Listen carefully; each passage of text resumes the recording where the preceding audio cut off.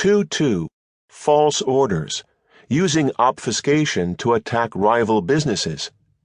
The obfuscation goal of making a channel noisier can be employed not only to conceal significant traffic, but also to raise the costs of organization through that channel, and so raise the cost of doing business. The taxi replacement company Uber provides an example of this approach in practice.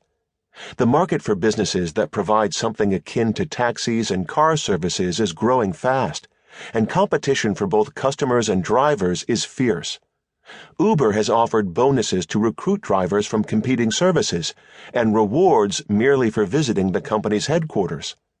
In New York, Uber pursued a particularly aggressive strategy against its competitor Get, using obfuscation to recruit Get's drivers. Over the course of a few days, several Uber employees would order rides from Get, then would cancel those orders shortly before the Get drivers arrived. This flood of fruitless orders kept the Get drivers in motion, not earning fees and unable to fulfill many legitimate requests. Shortly after receiving a fruitless order, or several of them, a Get driver would receive a text message from Uber offering him money to switch jobs. Real requests for rides were effectively obfuscated by Uber's fake requests, which reduced the value of a job with Get. Lyft, a ride-sharing company, has alleged that Uber has made similar obfuscation attacks on its drivers. 2.3. French decoy radar emplacements. Defeating radar detectors. Obfuscation plays a part in the French government's strategy against radar detectors. These fairly common appliances warn drivers when police are using speed-detecting radar nearby. Some radar detectors can indicate the position of a radar gun relative to a user's vehicle and thus are even more effective in helping drivers to avoid speeding tickets. In theory, tickets are a disincentive to excessively fast and dangerous driving. In practice, they serve as a revenue source for local police departments and governments. For both reasons, police are highly motivated to defeat radar detectors.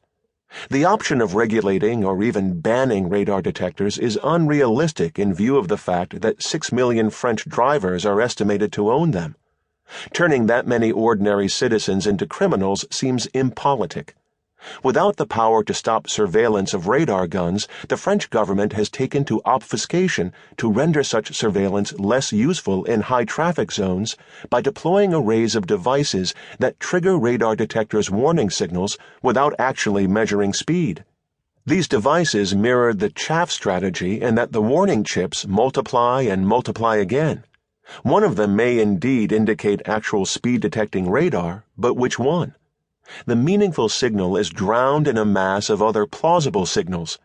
Either drivers risk getting speeding tickets, or they slow down in response to the deluge of radar pings. And the civic goal is accomplished.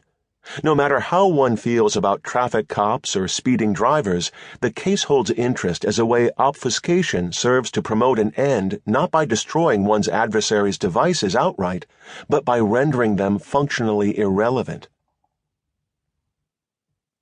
2.4. Ad nauseam. Clicking all the ads.